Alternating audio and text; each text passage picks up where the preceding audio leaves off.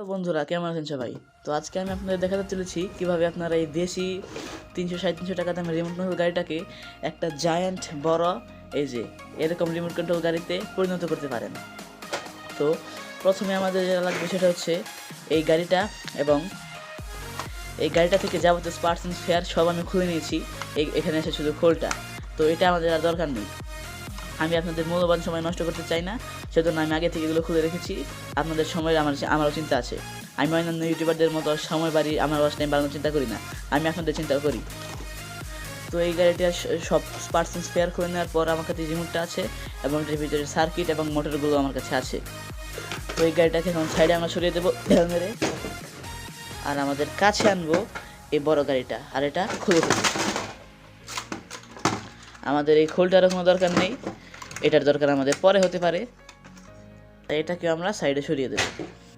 এই গাড়িটাতে ছোট গাড়িটার এই সার্কিট বোর্ডটা লাগানোর জন্য রিমোট কন্ট্রোল সার্কিট এখানে কোনো তেমন ছিদ্র ছিল না, আর এটার তারগুলো কম পড়ে যাচ্ছিল, কারণ এই রিমোট কন্ট্রোল গাড়িটার যাবতীয় পার্সন ফেয়ারগুলো সার্কিটগুলো এখানে লাগানো ছিল।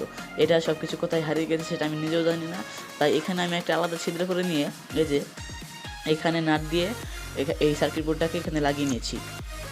তো এখন এখানে আমাদের যে পিছনের হুইলটা আছে সেটাতে মোটর ইনভেট করার জন্য এটা খুলে নিতে হবে। তো এটা আমি খুলে নিচ্ছি।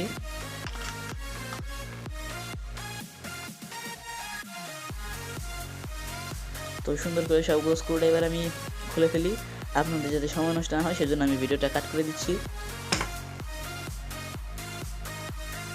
এখানে অনেকগুলো স্ক্রু দিয়ে এই পিছনের হুইলটা খুব ভালোভাবে লাগানো ছিল, এটা খুলতে আমাকে বেশ বেগ পেতে হয়েছে। তো এটা খুলে নেওয়ার পর এখানে আমি এটুকু পেলাম, এখানে সেই মোটরটা ছিল, আর আমি আমার ছোটো গাড়ি থেকে যে মোটরটা পেয়েছি সেটা হচ্ছে এটা। এখন এখানে এটা কীভাবে সেট আপ করবো সেটা একটা বড় হুমকি। তো এখন আমি আমার ব্রেনের সমস্ত বুদ্ধি খাটিয়ে একটা বিষয় পেলাম, সেটা হচ্ছে আগের মোটরটা ছিল বড়, এই গাড়িটা তো অনেক বড় ভালো মানের। সো এই মোটরটা এখানে সেট আপ করতে হলে আমরা নিয়ম মাফিক এই প্লাস্টিক অনুযায়ী করতে পারবো না, তো আমাদের একটু অন্য নিয়ম ইউজ করতে হবে। এই যে এখানে দেখতে পাচ্ছেন মোটরের নিচে এই যে গোল্ড এই পার্টটুকু আছে, সেটা যেখানে থাকার কথা ছিল শীতের মধ্যে, কিন্তু সেটা আমি এখানে দিতে পারছি না। এটাকে আমাদের একটু নিচা করে দিতে হবে, আর মোটরটা সোজা করে না দিয়ে একটু বাঁকা করে দিতে হবে। আর বাঁকা করার পরে যে এখান দিয়ে মোটরের পিছনটা ঢুকিয়ে দিতে হবে, আর এটা একটু নিচা করে দিতে হবে মোটরের আগাটা, যাতে এটার সঙ্গে লেগে যায়। তো এটা এখানে মোটামুটি সেট হয়ে গেছে, কিন্তু চাকাটা ঘোরানোর সময় মোটরটা উপরের দিকে উঠে আসছে, তো সেজন্য ভালো করে সেট হয়নি। তো সেজন্য আমাকে এখানে একটা কোচি দিতে হবে। তো কোচি দেওয়ার জন্য আমি একটা ছোটো কাঠের টুকরা নিয়েছি, যেটা আমি মোটরের পাশ দিয়ে সেট করে দিচ্ছি। তো এখন এখানে আমাদের মোটামুটি মোটর সেট আপ হয়ে গেল। এখন আমাদের উপরের অংশটা সেটা লাগিয়ে ফেলতে হবে স্ক্রুড্রাইভারের মাধ্যমে। আমি ভিডিওটা আবার কাট করে দিচ্ছি। মোটরের তার বের করার জন্য এখানে একটা জায়গা ছিল, তার দুটো আমি এখান দিয়ে বের করে নিচ্ছি। নাট বোল্ট লাগানোর পর এখানে মোটরটা বাঁকা করে লাগানোর জন্য একটু ফাঁক থাকছে, তবে that's not a big deal. আমাদের গাড়ির উপরে খাপটা বেশ উপরের দিকে থাকে। এটা এখন মেন জিনিস হচ্ছে এটা চলছে কিনা সেটা আমাদের দেখতে হবে। তো আমি এখন এখানে একটা পেন্সিল ব্যাটারির লাইন দিয়ে দেখি চলে কিনা। তো এখানে আমরা দেখতে পাচ্ছি ব্যাটারি লাইন দেওয়ার পর চমৎকারভাবে খুব শব্দ করে চাকাটা ঘুরছে, তার মানে আমাদের পুরো মেকানিজমটা ঠিক আছে। তো এখন আমাদের এই হুইল মেকানিজমটাকে আমাদের এই গাড়ির মূল পার্টের সঙ্গে সেট করে নিতে হবে, এখানে নাট দিয়ে সেট করে দিতে হবে। আমি ভিডিওটা আবার কাট করে দিচ্ছি যাতে আমাদের সময় নষ্ট না হয়। অনেক ধরনের নাট বল্টু কিন্তু এই গাড়িটার সাথে অনেকভাবে সেট করতে হয়, সেটা খুবই সময় সাপেক্ষ ব্যাপার। তো এখন এটা পুরোপুরিভাবে এখানে ভালোভাবে সেট আপ করে নেওয়ার পর এই সার্কিট বোর্ডটার সঙ্গে এই মোটরটা সংযোগ দিতে হবে। তো এই হলুদ তার এবং এই সবুজ তারটার সঙ্গে এই দুটো আমি লাগিয়ে নেব। তার একটু কম পড়েছিল, তাই আমি এখানে অন্য একটা তার লাগিয়ে নিয়েছি। তো এখন আমি এই দুটোকে জোড়া দিয়ে দিই। তো আমি সবগুলো তারের সঙ্গে এটা জয়েন্ট দিয়ে নিয়েছি।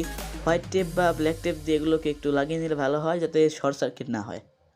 এই লাল আর কালো এই দুইটা হচ্ছে ব্যাটারির তার, তো এটা আমি এখান দিয়ে ঢুকিয়ে নিয়েছি। এই গাড়িটা ছিল চার্জিং ব্যাটারি মানে গাড়ি, তো এখানে ছিদ্র ছিল, সেখান থেকে আমি দুটোকে ঢুকিয়ে নিয়েছি। আমি এখন ইনশাআল্লাহ চার্জিং ব্যাটারির গাড়ি বানাবো। এটা খুবই সুন্দর একটা গাড়ি, এটাতে আমি একটা প্রজেক্টও বানিয়েছিলাম, সেজন্য এখানে গ্লু টুইটাতে ভরে রয়েছে। এখানে এক সাইডে ভেঙেও গিয়েছিল, তবে সেটা কোনো বড় সমস্যা নয়।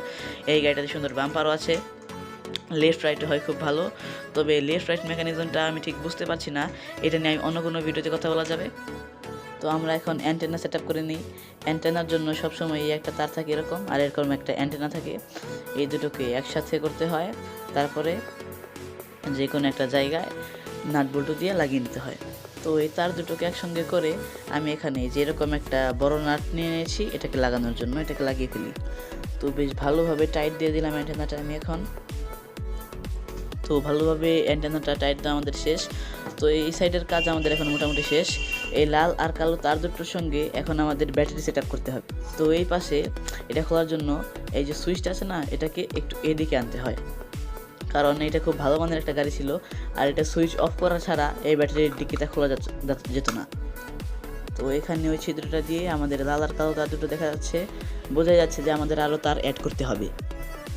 তো এখানে আমি ছোটো ছোটো দুটো তারের টুকরো নিয়ে নিয়েছি, এই দুটো এখন ওটার সঙ্গে লাগিয়ে দিই। তো এখানে আমি তার দুটো সংযুক্ত করে নিয়েছি। এই রেডটা হচ্ছে রেড ওয়্যার আর এই ইয়েলোটা হচ্ছে ব্ল্যাক ওয়্যার। তো ব্যাটারিটাকে আমাদের এখন সেট করে নিতে হবে। তো আমি এখানে 3.7 ভোল্টের একটা মোবাইলের ব্যাটারি ইউজ করছি, কারণ এটাই বেস্ট হবে চার্জ দেওয়ার ক্ষেত্রেও এবং ব্যবহার করার ক্ষেত্রেও। তো আমি এখন এই ব্যাটারির সঙ্গে তার দুটোকে ভালোভাবে যুক্ত করে নিয়েছি। এখন এটা আমি এখানে রেখে দিয়ে এই ডিকিটা বন্ধ করে দেব। তো এখন আমাদের কাজ মোটামুটি শেষ, এখন বাকি আছে টেস্ট করা। দেখি আমাদের এই গাড়িটা কেমন চলে। এখানে আমি সব ভালো করে বন্ধ টন্ধ করে নিলাম, এখন দেখা যাক টেস্ট করে। তো এটা হচ্ছে এই গাড়িটার রিমোট কন্ট্রোল। তো এখানে আমি এখন দুটো পেন্সিল ব্যাটারি এরকম ইনস্টল করে নেব। তো এখন এটা খুলে এখানে আমরা দুটো ব্যাটারি ইনস্টল করে নেব। এই গেল নাম্বার 1, এই গেল নাম্বার 2। কভারটা তো এখন ব্যাক কভারটা লাগিয়ে নেই। এখন দেখা যাক রিমোট চলছে কিনা। হ্যাঁ, রিমোট খুব ভালোভাবে চলছে দুই দিকেই। তো বন্ধুরা, এখন নিচে আমাদের গাড়িটা রেখে দিয়েছি, আর কভারও এখানে রয়েছে। তবে কভারটা আমি এখনও লাগাইনি, পরে লাগাবো। এই হচ্ছে গাড়ির অ্যান্টেনা, আর আমার হাতে রয়েছে রিমোট, ব্যাটারি ইনক্লুডেড। আমি গাড়ির সুইচ অন করে দিয়েছি, এখন দেখা যাক গাড়িটা চলে কিনা। আরে বাহ, খুবই সুন্দরভাবে এবং স্মুথভাবে চলছে, আবার গর্জনও করছে। সামনে পিছনে সব দিকে যাচ্ছে। ডান বামের ব্যাপারটা আমি এখনো বুঝতে পারিনি, বুঝতে পারলে অবশ্যই আপনাদেরকে আলাদা একটা ভিডিও বানিয়ে বলে দেবো ইনশাআল্লাহ। এখন আপনারা দেখতে পাচ্ছেন গাড়িটা খুবই স্মুথভাবে চলছে এবং অনেক গর্জনও করছে। এই দেখুন কি স্পিডের সাথে এই চাকাগুলো ঘুরছে,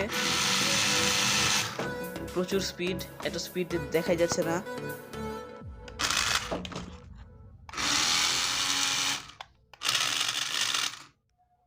তো বন্ধুরা, এই ছিল আমার আজকের ভিডিও। আশা করি ভিডিওটা আপনাদের কাজে এসেছে। আমি আপনাদের আজকে দেখিয়ে দিলাম কীভাবে আপনারা কম দামি গাড়ি থেকে একটা ভালো মানের বড় একটা রিমোট কন্ট্রোল গাড়ি তৈরি করে ফেলতে পারবেন খুব সহজেই।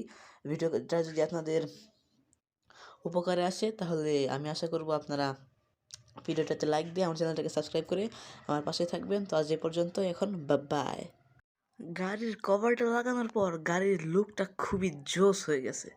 এই অ্যান্টেনাটা দেখতেও খুবই সুন্দর লাগতেছে। ভাবলাম আপনাদেরও দেখাই দেই। এই দেখেন, খুবই চমৎকার একটা লুক, চকচকে ফিনিশিং, দেখতে খুবই সুন্দর লাগছে, স্টাইলিশ।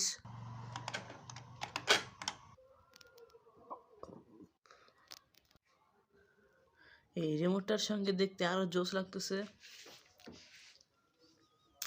এই গাড়িটা যখন রাস্তা দাপিয়ে চলবে তখন দেখতে খুবই চমৎকার লাগবে আশা করছি।